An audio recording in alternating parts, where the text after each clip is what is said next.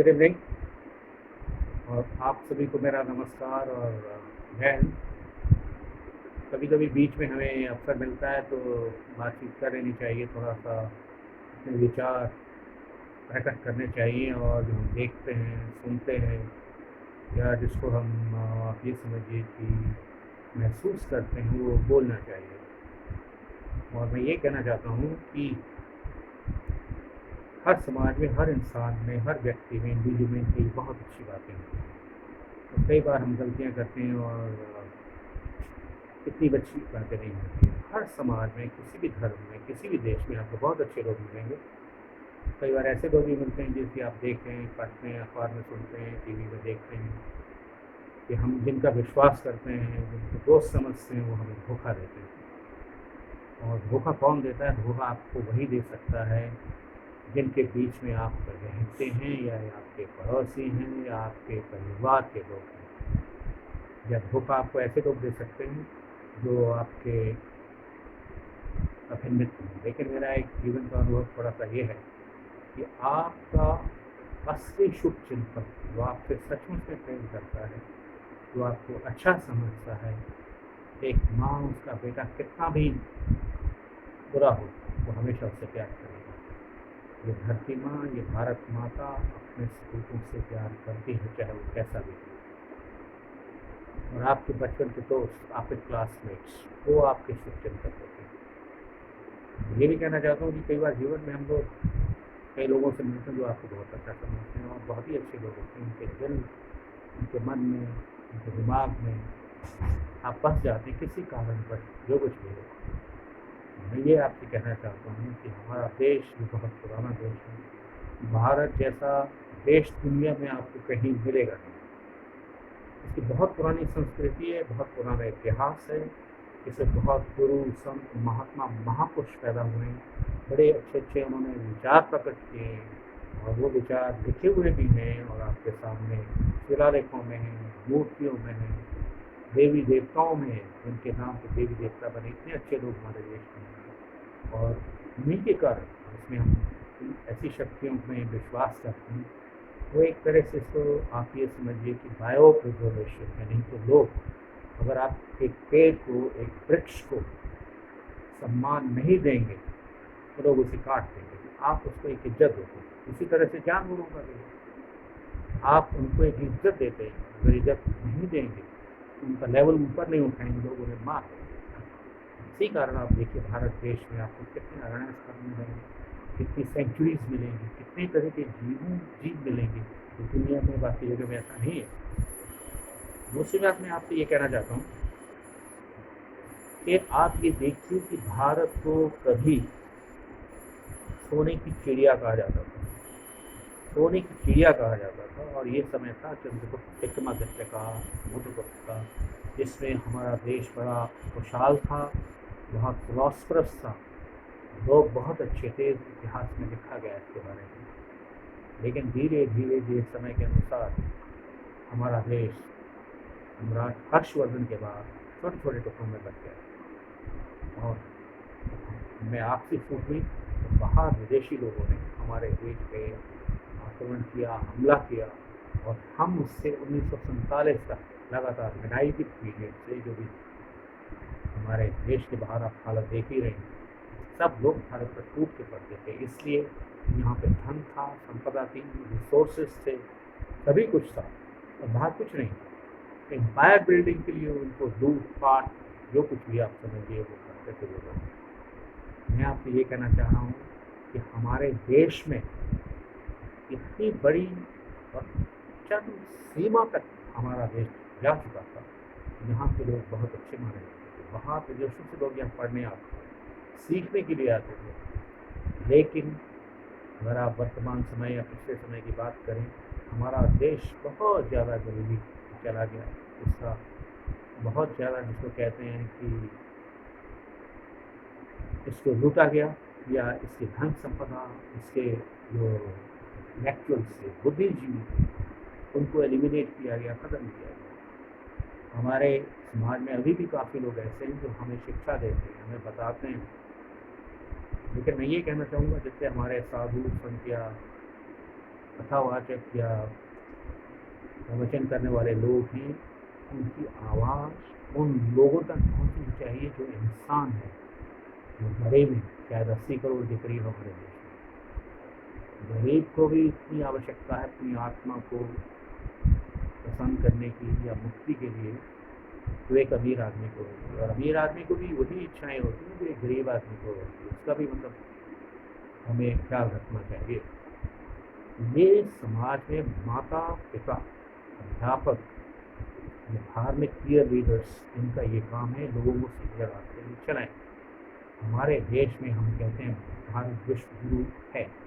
भारत विश्व गुरु था, भारत कभी विश्व गुरु था। इसके मुकाबले में दुनिया में कोई देश नहीं था। और सभ्यताएं कौन सी थी? चीन की सभ्यता, मिडिल ईस्ट की, इजिप्शियन, या फिर ये जिनको रोमन सिविलाइजेशन हुआ करते थे, और कोई सिविलाइजेशन इतनी ज़्यादा ऊपर नहीं उठ पाए। ये कहना चाहता हूँ वर्तमान स्थिति के बारे में। ये बात ठीक है, विदेशी आक्रमण की वजह से, विदेशियों की गुलामी की वजह से हम लोग अपनी आइडेंटिटी, अपने जो कुछ था उसको काफ़ी हद तक खो चुके हैं। लेकिन अभी पिछले 70 सालों से 1947 के बाद तो हम लोग हैं। लेकिन जिस चीज़ की हमें आशा थी वो बात हो नहीं पाई। दूसरे विश्व युद्ध के बाद, सेकेंड वर्ल्ड वॉर के बाद पूरा यूरोप, जापान ये बर्बाद हो चुके थे। लेकिन उन लोगों को अमेरिका से मार्शल प्लान के अंतर्गत हमसे कम सहायता मिली, वो आज कहाँ पे हैं और हम कहाँ पे हैं।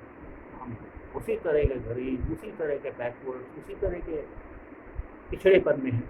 हमारे देहात में कहीं बिजली नहीं है, पानी नहीं है, लोग इतने ज़्यादा जिसको कहते हैं इग्नोरेंट या अनभिज्ञ हैं बातों से, कि उनको ये मालूम नहीं कि उनके अधिकार क्या है। सुबह से लेकर शाम तक वो काम करना जानते हैं, खून पसीना बहाना जानते हैं, उनको ये मालूम नहीं आधार कार्ड क्या है। मैं उन लोगों की बात कर रहा हूँ जो हमारे दूर दराज के इलाकों में रहते हैं, या आप सेंट्रल इंडिया और जो कुछ भी है, इनके ट्राइबल जो रहते हैं। तो मैं ये कहना चाहता हूँ आपसे कि ऐसी स्थिति में, जबकि एक तरफ गरीबी है, इग्नोरेंस है, ये नहीं कि हमारे देश में बहुत ज़्यादा जिसको कहते हैं उन्नति की है, प्रगति की है, लेकिन कंपैरेटिवली आप देखें जो हमारी पड़ोस में देश हैं, जैसे मैं नाम तो क्या लूँ आपसे, उन लोगों ने किसी कारणवश हमसे ज़्यादा वो आगे चले गए। हमारे राजनीतिक स्थिति ऐसी थी कि अब टीवी में देखते मुझे बड़ा अफसोस होता है, मुझे देखते हुए भारतीय टेलीविज़न चैनल्स को देखते हुए बड़ा दुख होता है, सिवाय ये दूरदर्शन वगैरह के। लड़ाई झगड़ा, हमारे राजनीतिक, हमारे नेता आपस में लड़ते रहते हैं। लेकिन कुछ देशों में ये जो है इस तरह की चीज़ें नहीं है। लोग वहाँ बैठते हैं village, block, district, state level में, जहाँ पे वो लोग डिस्कस करते हैं डेवलपमेंट्स के लिए। हमारे लोगों के पास, हमारे जो भाग्य विधाता हैं, उनके पास इतना समय नहीं कि वो लोगों की प्रॉब्लम्स हैं, उनकी कठिनाइयाँ, उनको जो क्या तकलीफ, उसको नज़र लगा सकें, या कोई विजन हो। हमारे पास कोई विजन है क्या भविष्य के लिए? आज से 10 साल, 15 साल कितने लोग होंगे, कितने स्कूल चाहिए, कितने टीचर चाहिए, कितने डॉक्टर चाहिए, कितने हॉस्पिटल चाहिए, हमारी इकोनॉमिक स्टेटस क्या होगी, हमारी कंडीशन क्या होगी, उसके ऊपर हमारे नेता हैं उनका ये पढ़ा लिखा होना, जागरूक होना, नॉलेज होना बहुत जरूरी है, जो कि नहीं है। मैं आपसे छोटी सी बात करता हूँ। आप दिल्ली में कनॉट प्लेस में जाइए। कनॉट प्लेस हमारे देश का एक शो पीस है, और वहाँ पे आप देखिए कि सड़क, दुकानों के सामने पान के थूक वहाँ पे, और उसको गंदा किया गया। ये एक वेल प्लान, मैं उसके बारे में क्या बताऊँ। मैंने पूछा वहाँ दुकानदारों से, ये आपकी दुकान के सामने इतनी गंदगी क्यों है, ये पान और ये इतना थूक वहाँ पे पड़ा है, इसका कारण क्या है? कि साहब रात को कुछ लोग आते हैं और वो चित्रकारी अपनी वो पूरे कनॉट प्लेस को, उसी तरह से आप देखिए कि कुछ लोग ऐसे हैं जो हमारे देश को बर्बाद करने के तुल्य में हर तरीके से। विदेशों से पैसा आता है, विदेशों में कुछ लोगों को मिलता है, कुछ चैनल्स को मिलता है, और वो उनकी बात करते हैं। हमारे लोग, हमारे जनता को गुमराह करते हैं वो लोग। और उसके बाद आप ये देखिए, 70 साल में मैंने पहली बार कोरोना फैलने के बाद किसी के मुंह से सुना कि जो छूटेगा उसको दंड मिलेगा। ये कार्रवाई सिंगापुर में जब वो आज़ाद हुआ था, city state Lee Kuan Yew prime minister थे, उन लोगों ने आज से पता नहीं कितने साल पहले, वर्षों पहले वहाँ पे एक डिसिप्लिन, एक लॉ एंड ऑर्डर की स्थिति पैदा की थी। आपको देश को संवारने के लिए लोगों को ठीक रखना, उनको गाइड करना, उनको निर्देशन देना, और जो ऐसे तत्व हैं जो बेईमानी करते हैं, जो पब्लिक फंड्स को डिस्ट्रॉय कर देते हैं, जिसको एप्रोप्रिएट करते हैं, इसको आपने लगाम रखना। हमारी जनता को चाहिए, जिस तरह से आज ये कोरोना बीमारी फैल रही है, और पहले लोगों को ये बताना जरूरी है कि आप सड़क में थूकिएगा, गंदा मत कीजिए। आप प्लास्टिक के जो एनवलप से गंदगी को इस तरह मत, अभी हमारे कंट्री में हम कहते हैं विश्व गुरु बनना जरूर बनेगा, लेकिन पहले अपने आप को तो साफ रखें, स्वस्थ रखें।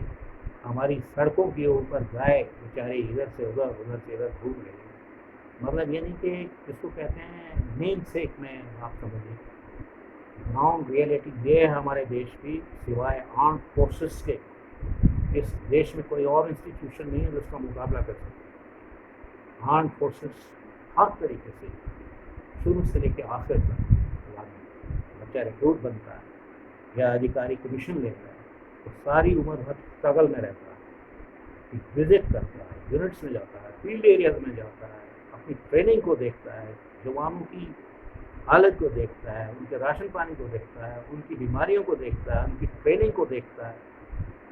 लेकिन हमारे देश में कुछ ऐसा सिस्टम नहीं है कि कोई भी अधिकारी अपना काम पहले विजिट से करे। आप बड़े बड़े ऑफिस में जाइए, मुझे हैरानी हुई, साउथ ब्लॉक के पास ही हो, नॉर्थ ब्लॉक, लोग वहाँ पे उसको गंदगी कर रहे हैं। बड़ी शर्म की बात है। मैं आज से बहुत 10 साल पहले की बात कर रहा हूँ। People were urinating there in front of the home minister's office. ये हमारे देश की हालत है। पान खाना, थूक देना, गंदगी करना। जहाँ जिस देश में, जिस राष्ट्र में सफाई नहीं है, वहाँ कोई देवी देवता नहीं रहता। मेरी बात ध्यान से सुनिएगा। देव को भी वहाँ से निकल जाए। और देव का काम ये है, ईश्वर एक बहुत बड़ा निर्माता है, वो मेगा स्केल पे काम करता है। परमात्मा ईश्वर हर आदमी के साथ किसी का किस्मत का फैसला नहीं करता, लेकिन हमारे साथ विश्वास करते हैं ठीक है, देवी देवता होते हैं किसी वजह से हैं, कारण से, उनको ठीक है। लेकिन मैं ये कहना चाहता हूँ, आप बताइए कौन आदमी ऐसी जगह में रहना चाहेगा जहाँ गंदगी, सारे का सारा थर्ड वर्ल्ड या विकासशील देश, यहाँ से अमेरिका, जर्मनी, यूरोप जाना चाहते हैं। क्यों जाना चाहते हैं? हमारा देश महान है, अच्छा है, क्या क्यों नहीं रहते? क्या इसलिए नहीं रहते? संसाधन होने के बाद भी यहाँ पे उसको, इंसान को जो उसको जिस तरह से अपने का विकास करना चाहिए उसकी अपॉर्चुनिटी नहीं मिलती है। हमारे पास धन की कमी नहीं है। हमारा धन हर साल करोड़ों अरबों रुपया कहाँ जाता है? आप जानते हैं कहाँ जा रहा है, किसकी जेब में जा रहा है। मैं इस डिटेल्स में नहीं जाना चाहता हूँ कि क्या सिस्टम है बैंक लूट का। एक एक बैंक से एक एक आदमी ने इतना पैसा लूटा है जिसमें कि इंडियन आर्म फोर्सेस की एक नहीं 3-3, 4-4 फोर्स खड़ी की जा सकती है। इतनी स्ट्रेंथ हमारे देश में आ सकती है। लेकिन और बैंक में पैसा किसी की खून पसीने का पैसा है, वो सरकार का पैसा नहीं है। आम जनता, किसान, मजदूर, व्यापारी जो टैक्स पेयर है, उनकी खून पसीने कमाई उनका पैसा है। और उस पैसे को एक आदमी मंत्री बना पिछले 30 साल से, तो वो पॉलिटिक्स से कभी रिटायर नहीं होता है, यानी कि ये सफर चला है। एक्सेस पे उनका नाम नहीं दूंगा, इसको आइडेंटिफाई किया, सब जानते हैं उन लोगों को, लेकिन कोई उनको सिस्टम ही हमारा ऐसा, आप कुछ नहीं कर सकते इसके बारे में। या आप जिसमें लपेटे गए जिस सिस्टम में भारत की जनता, वो एक जैसे कि एक जीव रेंगता हुआ जीव किसी को अपने चंगुल में दबा देता है, स्ट्रेंगुलेट करता है, वो सिस्टम है जनता का। हमारे पास इतना भारी भरकम हमारे पास सिस्टम है। आप जाइए, मैं कल सुन रहा था कि हमारे बॉर्डर एरिया में ये हमारी ड्यूटी और रिस्पॉन्सिबिलिटी की हालत है कि लोग अपनी ड्यूटी पे जहाँ पे होना चाहिए, मैं असैनिक सिविलियंस की बात कर रहा हूँ, वहाँ पे नहीं, जहाँ पर होना चाहिए। देश कैसे आगे बढ़ेगा? हम अगर अपनी जनता का पैसा बर्बाद करेंगे, उसको अपनी जेब में डालेंगे। सड़क बनाने के लिए पैसा है, आप जान रहे हैं सड़कों की हालत, हमारी सड़क 3-4 बार बन चुकी है और हर बारिश में निकल जाती है। ये इस तरह से विश्वगुरु, हमारा देश इस तरह से विश्वगुरु बनेगा जब तक जिस देश में सच्चाई नहीं है, ईमानदारी नहीं है, एक सेंस ऑफ ड्यूटी और रिस्पॉन्सिबिलिटी नहीं है। ये आर्म फोर्सेस हैं मेरे भाई, मैं फौज में रह चुका हूँ, 33 साल सर्विस की है, मुझे रोना आता है अपने देश की हालत देख के। मैं कई बार अधिकारियों के चक्कर काट चुका हूँ। मुझे आज तक 70 साल की उम्र में किसी भी अधिकारी काहे का अधिकारी, आप जनता की सेवा पहले आइए जनता के बीच में। मैं कई जगह कई ऑफिस में गया, मैंने पूछा आपके ये डिपार्टमेंट, कोई कहीं पर रॉन्ग वीडियो कुछ नहीं होता है, किसी को मालूम नहीं है। कुछ अधिकारियों से मिला बिल्कुल बेखबर, लेकिन हाँ उनके जो असिस्टेंट पीए के आते हैं वो क्या काम करते हैं बताना ठीक नहीं, इनअप्रोप्रिएट। सिवाय आर्म फोर्सेस के हमारे देश में मेरे जो अनुभव है लोगों से काम करने का, ये नहीं कि सैनिक की ठीक है इज्जत होती है, लेकिन एक सैनिक वापस घर आता है रिटायरमेंट एज में, उसकी मतलब कोई है वही होगी। लेकिन मैं ये कह रहा हूँ उनकी जो प्रॉब्लम है उसको सुनने वाला कोई नहीं। लोगों को अपने ही देशवासियों के बारे में कुछ भी पता नहीं है। हालांकि ज़्यादातर लोग जो ऐसे वातावरण से आए जिसमें बहुत गरीबी थी, लेकिन एक बार अपॉर्चुनिटी मिलने के बाद में वो सब भूल जाते। लोगों को शिक्षा दीजिए, आप आचरण कीजिए, जब तक आप एग्जाम्पल सेट नहीं करेंगे।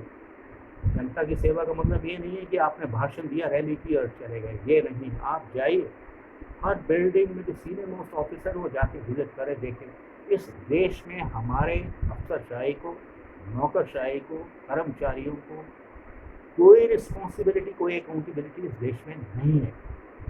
आप प्राइवेट सेक्टर को देखिए, उनके ऑफिस को देखिए, उनके काम करने के तरीके देखिए, और हमारे इसको देखिए।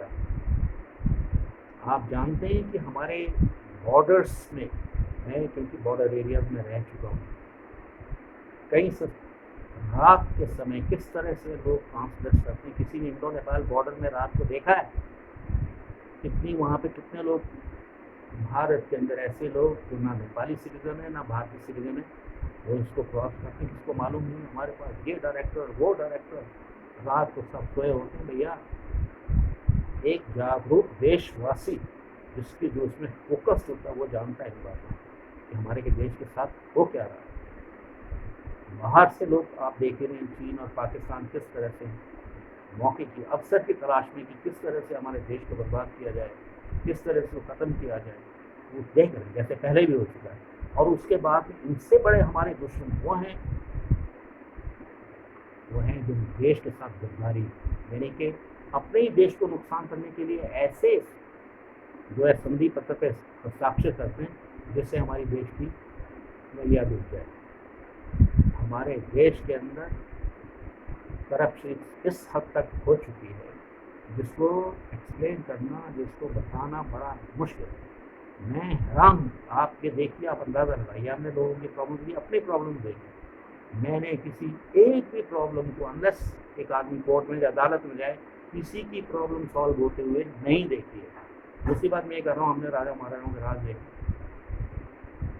बड़े क्लोज एंगल से देखेंगे। I was brought up in a society, ऐसी जगह में जहाँ पे प्रिंसेसी होते थे, चारों तरफ उनकी प्रिंसिपलिटी वहाँ पे कोई एप्लीकेशन की जरूरत नहीं पड़ती थी। महाराजा साहब को इतना ही बताना काफ़ी, somebody wants to meet you, आपसे मिलना चाहता है, सुनते थे बात को और तुरंत डिसीजन, ज़्यादा से ज़्यादा 2 दिन।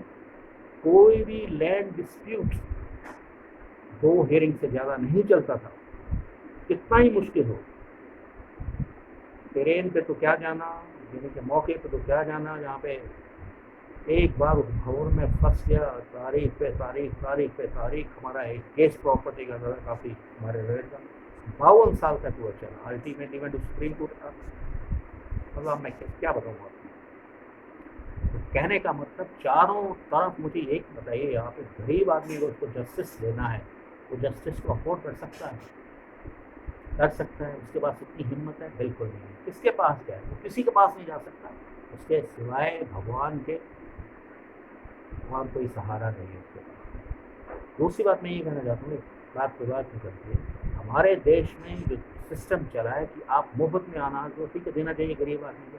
जो एक्चुअल गरीब आदमी है, जो मेहनत करता है, उसको ये पता ही नहीं कि ये बिलो पॉवर्टी लाइन क्या है और क्या है, आधार कार्ड क्या है, राशन क्या है क्या नहीं है। तो अमीर आदमी वो इसका भी फ़ायदा उठा रहे हैं।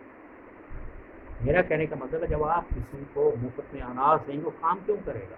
मैंने ऐसे लोगों को सुना है कि इतना अनाज मिलता है, वो सिर्फ 3 दिन कहता है मुझे काम करने की ज़रूरत है, वो भी उसके लिए नशे के लिए, शराब के लिए। अदरवाइज़ हमने फ्री राशंस करके हम लोगों का भला नहीं कर रहे हैं। हाँ, वो लोग जिनको पावर में आना है, जिन्होंने बैंकों को मतलब लूटना है, जो वो नेक्सस हैं, वो लोग इसी चक्कर में चलेंगे। हमने कभी अपने लोगों को आत्मनिर्भर नहीं होने दिया। हमने कभी भी अपने लोगों को अच्छी शिक्षा का प्रबंध नहीं किया। आप गाँव में जाके देखिए, आप क्यों नहीं स्टैंडर्ड इम्प्रूव करते। या हमारी आर्म्ड फोर्सेस को देखिए, आप कितनी अच्छी हैं, आप उससे सबक क्यों नहीं लेते। मैं आपको कहना चाहता हूँ, कुछ ऐसी संस्थाएं जहाँ पे आदमी जब घर जाता है वो 4-5 हज़ार करोड़ रुपया लेके घर जाता है। लेकिन खैर, मैं ये सरकार का काम है, सब जानते हैं कि कहाँ पे क्या हो रहा है। लेकिन मैं जनता से यही कहूँगा कि आप अपनी ड्यूटीज़, रिस्पॉन्सिबिलिटीज़ को ठीक रखिए।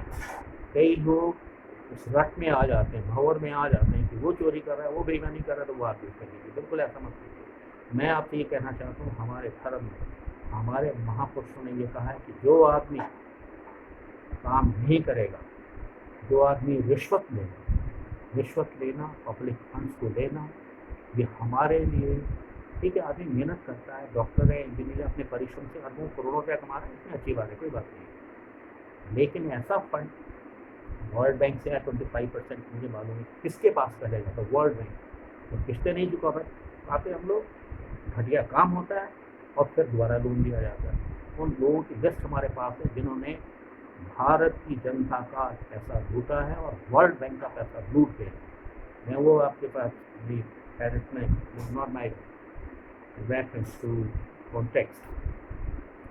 उसके बाद में आप ये देखिए, मैं आपसे कर रहा था ड्यूटीज़ और रिस्पॉन्सिबिलिटीज़ की बात। कितने लोग हैं ऐसे जिनको अगर कोई मॉनिटर नहीं कर रहा है, देख नहीं रहा है, वो अपनी सच्ची निष्ठा से देश के लिए काम कर रहे हैं, सिवाय आर्म फोर्सेस के, और ये कहीं कहीं हिंसा नहीं होता है। या कुछ लोग, मैं इस बारे में दक्षिण भारत की बहुत प्रशंसा करूँगा। मैंने कुछ स्टेट्स देखा जहाँ पे आप लेटर लिखिए, उसका वो जवाब देते हैं चीफ मिनिस्टर साहब जो बच्ची हैं, एक्शन लेते हैं उसके ऊपर। लेकिन मैं ये कहना चाहता हूँ, discovery of India Pandit Jawaharlal Nehru बहुत विद्वान थे, मैंने उसको पढ़ा है, I keep on reading books. उन्होंने धर्म की परिभाषा दी है, धर्म की परिभाषा, जिसमें उन्होंने कहा है कि ऐसा कॉन्सेप्ट वर्च्यूज़ का और ड्यूटीज एंड रिस्पॉन्सिबिलिटी, जिससे आप दूसरों की भलाई भी कर सकें और अपना भी भला कर सकें। उसके साथ ही मैं ये कहना चाहूँगा कि जो आदमी प्रकृति की सेवा कर सकता है, वो ईश्वर की सेवा कर रहा है। यह आदमी जो ऐसे क्रीचर्स की सेवा कर रहा है, मासूम जानवरों की, ले लीजिए आप, पशु पक्षी हैं या पेड़ हैं, वो ईश्वर की सेवा कर रहा है। और ये संस्कार हमें इस देश में मिले हैं। इसीलिए हम लोग देवी देवताओं को मानने का मतलब ही है बायो प्रिजर्वेशन। अगर आप पेड़ की इज्जत नहीं करेंगे, जैसे बता चुका हूँ, एक आदमी है, अगर आप एक एलिफेंट को भी आदर नहीं देंगे तो लोग उसको मार देंगे, उसके आपकी दांत को ले जाएंगे। उसके बाद मैं ये कहना चाह रहा हूँ कि हमारे देश में इतना ज़्यादा टैलेंट है, उसको किया जा सकता है। हमारे लोग बाहर जाते हैं, डॉक्टर्स हैं, इंजीनियर्स हैं, या ये इलेक्ट्रॉनिक इसमें से संबंधित लोग हैं, बहुत अच्छा काम कर रहे हैं सभी जगह में, चाहे वो ब्रिटेन हो या अमेरिका हो या कनाडा हो। हमारे यहाँ पे एक सिस्टम बड़ा अजीब सा है कि हर चीज़ जो है जिसको उसका गला दबा दिया जाता है या उसकी टांग खींची जाती है। एक पुलिस वाला अच्छा काम नहीं कर सकता है यहाँ पे, जो ही वो अच्छा काम करेगा उसको कोई ना कोई उसकी टांग खींच देगा, उसकी पोस्टिंग करवा देगी। मैंने ये देखा, कई बार मैंने कंप्लेन किया, देखो इस जगह में ऐसा हो रहा है या जो कुछ भी है। तो कहते साहब, हम अगर कोई एक्शन लेते हैं तो तुरंत फ़ोन आ जाएगा इस टाइम, और हम कुछ नहीं कर सकते इस बारे में। ये हमारे लोगों की हालत है। हमारे अधिकारी लोग फैसले नहीं ले पाते हैं लोगों के, क्योंकि उनको मालूम है कोई फैसला लिया उसके बाद में लोग पीछे पड़ जाएंगे, कोई कोर्ट में चला जाएगा, इससे लोग काम ही नहीं करते। तो फाइल्स वैसी की वैसी रहती है। मैं आप सुनाता हूँ आपको, राजा महाराजा हमारे थे, इनको काफ़ी हद तक बदनाम किया गया है, वो इतने बुरे नहीं थे, उनका एडमिनिस्ट्रेशन बहुत अच्छा था, किसी की हिम्मत नहीं थी किसी जगह कोई गंदा कर दे या कूड़ा फैला दे, किसी अधिकारी की हिम्मत नहीं थी उसके पास कोई शिकायत पहुँचे और उसके ऊपर एक्शन ना हो। महाराजा साहब की नज़र में अगर आ गया कि साहब इसने कंप्लेंट की थी, इसका मतलब है आई हैव सीन, मैं नाम नहीं लूँगा उन श्रीमान जी का, उनके फादर साहब जो थे उनके पास किसी ने कंप्लेंट किया, उन्होंने पूछा क्या प्रॉब्लम है, I am telling you the fact. उन्होंने अपने मंत्री को बुलाया, ये प्राइम मिनिस्टर थे, उसको हमारे पुराने विदेश मंत्री थे, वो बड़ी अच्छी किताबें लिखते हैं, उसमें से मैंने सोचना है पढ़ा है। उन्होंने अपने प्रधानमंत्री को बुलाया कि आपके अगेंस्ट ये कंप्लेंट्स अगेंस्ट यू, और एक कागज दिया, उन्होंने उस पर लिख दिया यू आर डिसमिस्ड, यानी को दिखा read you are dismissed, Maharaj it's now get out. इस तरह का एक राजा था हिमाचल में के, राजा आनंद चंद, बहुत ज़्यादा विद्वान थे, स्कूल में जाते थे, हॉस्पिटल में जाते थे, जुडिशरी में जाते थे, जगह जगह जाते थे, देखते रहते थे। गरीबी थी उन दोनों में, लोग इतने एडवांस नहीं थे, इतने पढ़े लिखे नहीं थे, लोगों के पास रोजगार नहीं थे, लेकिन मैं आपसे ये कहना चाहता हूँ उनका जो रूलर था वो फादर मदर ब्रदर सिस्टर जो कुछ भी था वो कम से कम उनमें बड़ी सिंपैथेटिक थी। आजकल मैं ये देखता हूँ, आप मैं बड़ा दुखी हो चुका हूँ इस बात से। मेरे साथ खुद स्वयं कई ऐसी बातें हुई हैं जिसमें कि कई लोगों ने मेरा काफ़ी जिसको कहते हैं फाइनेंशियल गड़बड़ की मेरे साथ में। खैर मुझे अपनी पर्सनल बात नहीं करनी है, लेकिन मैं ये कहना चाह रहा हूँ आपको कि हमारा देश विश्व गुरु था, लेकिन ऐसी स्थिति में जब हर जगह लोग लूटपाट कर रहे हैं, चोरियाँ कर रहे हैं, बेईमानी कर रहे हैं, दफ्तर में बैठते नहीं हैं, सिगरेट पी रहे हैं, पान खा रहे हैं, वहीं पे थूक रहे हैं। अब मैं आज एक जगह गया, एक बैंक में गया, तो बैंक की अप्रोच में लोगों ने वहाँ पे कोई पूछने वाला नहीं है हमारे देश में कि तुमने ये अपराध किया है, आपने ये यहाँ पे थूका है या काम नहीं किया है, कोई पूछने वाला नहीं है इनसे कि आप अकाउंटेबिलिटी दीजिए, आपने आज कितना काम किया है, आपने महीने में क्या काम किया, आपकी परफॉर्मेंस क्या है।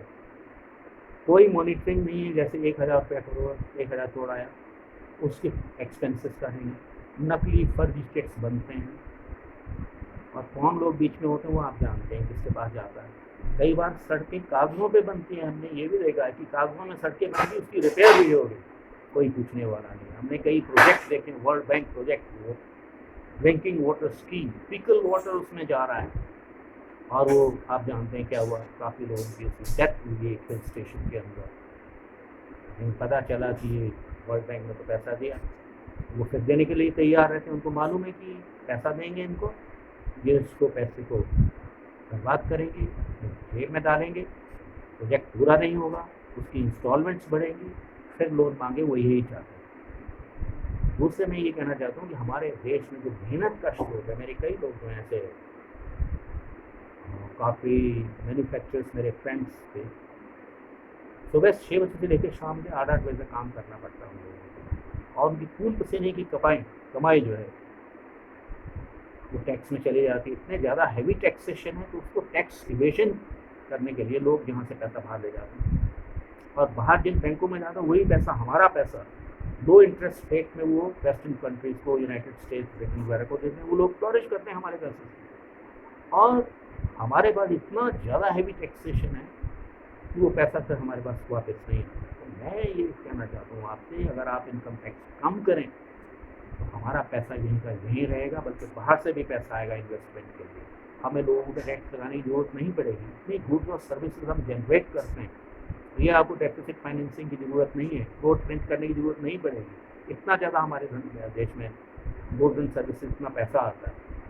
तो मैं ये कहता हूँ कि अंत में मैं ये आपसे कहना चाहता हूँ, देश को साफ रखें, आदमी जितना हो सकता है व्यक्तिगत जीवन में आप कुछ भी कर सकते हैं, अपने पैसे में आप जो मर्जी कीजिए, आप साफ सफाई रखिए, काम कीजिए, अपनी जनता, गरीब जनता, लोगों के काम कीजिए। अगर उसी दिन आप काम नहीं कर सकते, आर्मी के अंदर रिटायर्ड एज ए कमांडेंट, कोई भी फाइल पेंडिंग 2 दिन तक नहीं होती थी, चाहे मुझे रात को 1 बजे तक बैठना पड़े। सुबह राउंड विजिट्स और स्टाफ अपॉइंटमेंट में मैं बॉर्डर एरिया में भी विजिट करता था। कोई काम पेंडिंग नहीं होना चाहिए। फौज का कमांडेंट जो है या सीओ साहब हैं, उनको फैमिलीज को देखना है, राशन को देखना है, ट्रेनिंग को देखना है, डिसिप्लिन को देखना है, इंक्वायरी करनी है, जगह जगह जाना है। इतना काम जो है सिविल में बिल्कुल नहीं है। तो हमारी जो एप्लीकेशन किसी भी ऑफिस में जाती है, आप उसको सॉर्ट आउट कीजिए, उसका सोल्यूशन दीजिए। मैंने एक एप्लीकेशन लिखी थी, मैं कहना चाहता हूँ कि गवर्नमेंट लैंड, फॉरेस्ट लैंड में आग लगी, so I was pursuing that. Fire, जब मुझे फायर ब्रिगेड आया, अच्छा काम किया। I stayed there for 4 hours extinction fire with one of the guys.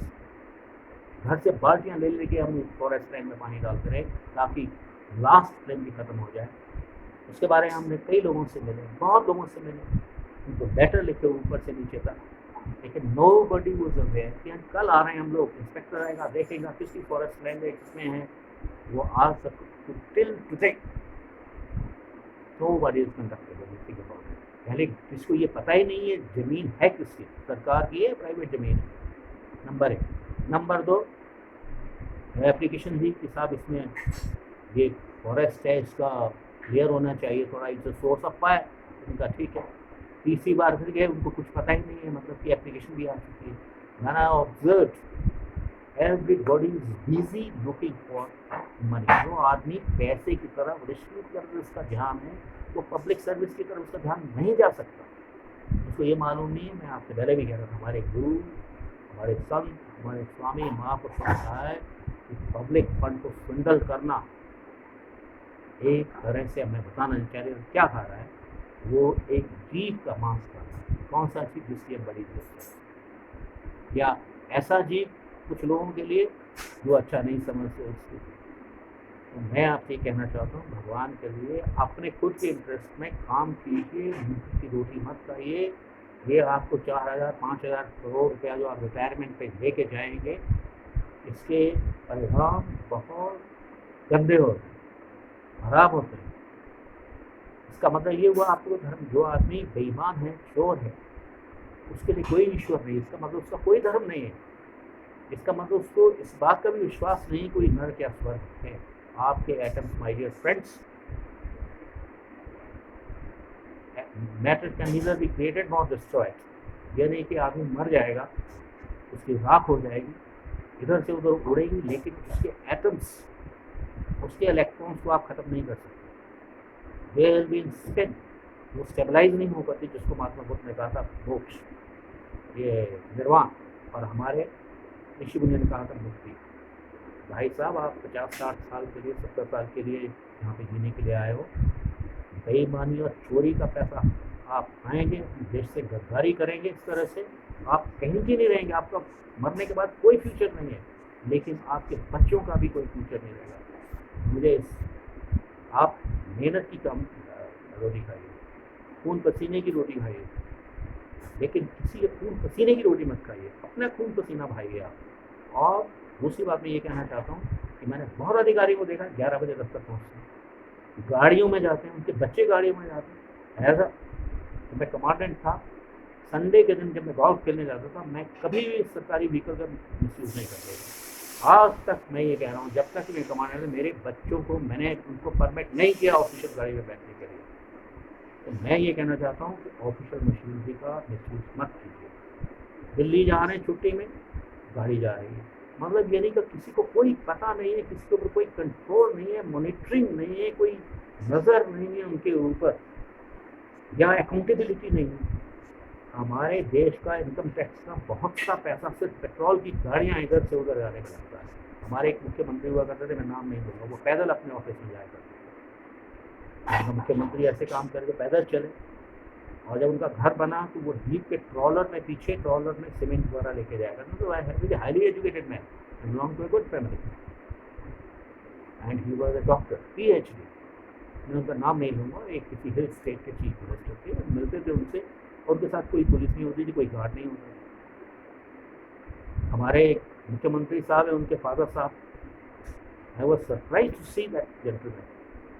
कि मतलब ये नहीं कि रिस्पेक्ट राजा महाराजा की होती थी, लेकिन ऐसे काम करते थे बिल्कुल भी अभिमान या घमंड नहीं होता था। जैसे आम आदमी काम कर रहा है, कभी प्रूनिंग कर रहे हैं प्लांट्स की, कभी प्लांट को कर रहे हैं, कभी कुछ कर रहे हैं, पेंटिंग कर रहे हैं, टेंडर कर रहे हैं प्लांट्स को, taking interest in so money things. से मतलब वो लाइफ देखने के बाद में, फौज का जीवन देखने के बाद में मुझे ऐसे लगता है कि डिफरेंट वर्ड। हाँ, इतना जरूर मैं कहूँगा कि आप अपने लिए धन अर्जित कर सकते हैं बाय राइटफुल मीन्स, ठीक ढंग से, और उससे में आनंद भी है।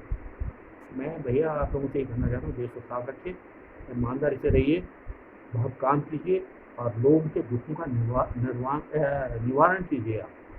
जैसे में हम सबकी भलाई है, नहीं तो ये जो है आज जिस भारत देश में हम हैं, ये देश हमारा नहीं रहेगा। ये हमारे साथ पहले भी हो चुका है। पहले भी हम लोगों ने अपने देशवासियों के साथ बहुत अन्याय किया है, बड़ी क्रूरता से व्यवहार किया है। बच्ची को फीमेल इन्फेंटिसाइड, ये कहाँ की इंसानियत है? कैसे विश्व गुरु बनेगा? बच्ची पैदा हुई नहीं, माताएं हमारी अबॉर्शन करवा रही हैं, कोई डॉक्टर्स हैं वो इसमें शामिल हैं। ये विश्व गुरु बनने की हालत है हमारी। मैं आपसे कहना चाह रहा हूँ कि हमें पहले अपने को सुधारना है, अपने को सुधरना है, उसके बाद फिर हम नज़र आती है तो हमारे देश में इतनी ताकत है, कि हमारी सेनाओं में इतनी ताकत है कि किसी भी शत्रु को ठिकाने लगा सकते हैं। लेकिन जब हमारा सिपाही ये देखता है कि हमारे देश में ये क्या कर रहे हैं, अपने गाँव में या शहर में आता अधिकारी देखता है, ये हुआ है हमारे साथ में कारगिल लड़ाई के टाइम में, वहाँ पे हम लोग थे, participant lot of military operation के नाम, whatever it is, being a professional technical person। तो जब हम डिस्कस करते हैं और देखते थे, आपको हैरानी होगी, मैं आपको बड़ी क्लियरली बताना चाहता हूँ कि फौज के अंदर इतनी जबरदस्त स्ट्रॉन्ग मिलिट्री इंटेलिजेंस है कि हर आदमी के बारे में वहाँ पे डिटेल्स है, किस आदमी ने क्या काम किया है।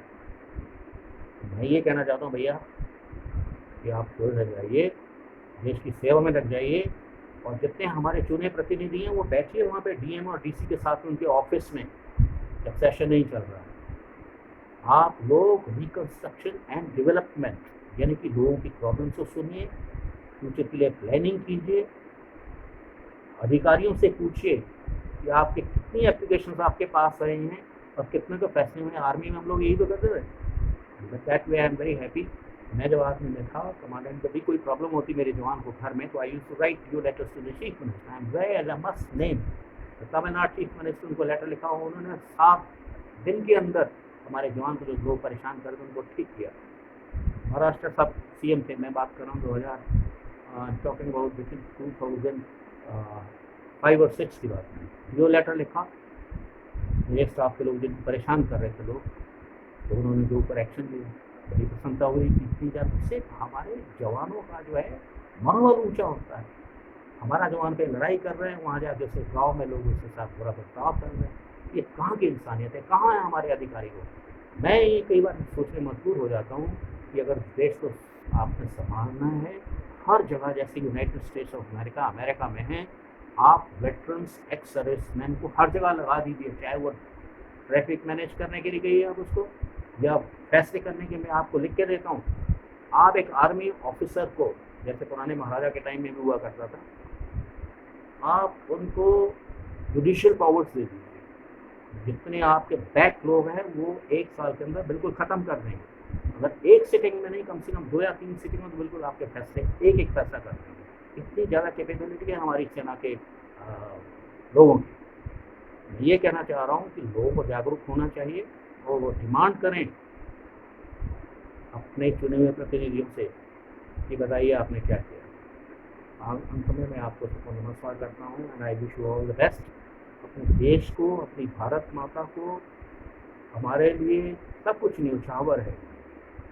सेना तो अपना काम कर ही रही है, लेकिन बाकी लोग भारत माता के पुत्र होने के नाते पुत्रों जैसे काम करें, ना कि ऐसे काम करें तो डाकू, लुटेरे, चोर, बेईमान, अराजकता फैलाने वाले और काम ना करने वाले लोग हैं। और उसके लिए वो लोगों को, गरीब लोगों को बिल्कुल असहाय बना देते हैं। हमारे पास जो फ्री राशन है, ठीक है दीजिए, लेकिन उसके बदले में लोगों से थोड़ा काम तो लीजिए। कोई इनसे कुछ साफ सफाई तो करवाइए। घर में बैठे हुए आदमी को अनाज देने क्या बना रहे हैं आप उनको? आप उनको एक रंजीत जिंदा जीता जागता मुर्दा बना रहे हैं। धन्यवाद। Thank you. भारत माता की जय।